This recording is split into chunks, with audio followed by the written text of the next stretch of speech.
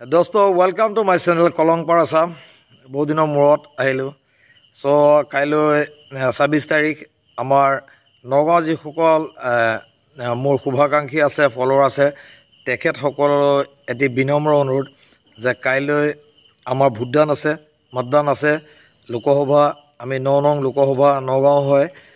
so সকলো আহি পেলাই ভোটদান কৰিব নিজৰ মতাধিকাৰ সাব্যস্ত কৰিব আৰু যোগ্যজনক আপোনালোকে পঠাব বুলি আশা ৰাখিছোঁ গণতন্ত্ৰ 5 বছৰ মূৰে আহে আৰু গণতন্ত্ৰ ৰক্ষাৰ স্বাৰ্থত আপোনালোকে বিবেকৰ যেটো ভোট সেই ভোটটো আপোনালোকে দিব বুলি কলংপাৰ আসামৰ তৰফৰ পৰা মই আশাবাদী আহক সকলো ওলাই আহক ৰাতিপুৱা সোনকালে ওলাই আহিব আহি ভোটদান কৰিব গণতন্ত্ৰ ৰক্ষাৰ এখন শেষ যুঁজ হয় গতিকে গণতন্ত্ৰ ৰক্ষা কৰি আপোনালোকে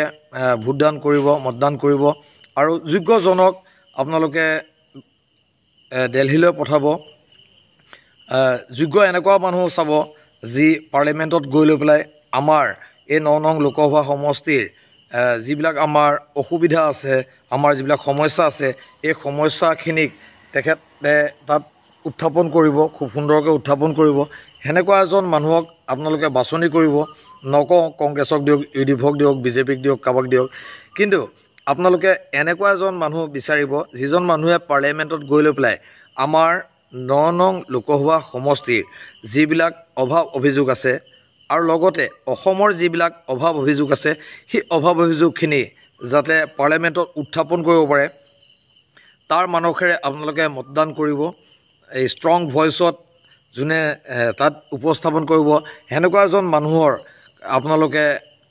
লাইক কৰিব আৰু হেজন মানুহকে ভোট কৰিব বুলি আশা ৰাখিছোঁ কলংপাৰ আসামৰ তৰফৰ পৰা গতিকে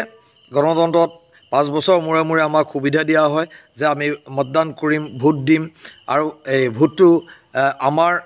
সকলোৰ কাৰণে কৃষক বনুৱা শ্ৰমিক সকলোৰ কাৰণে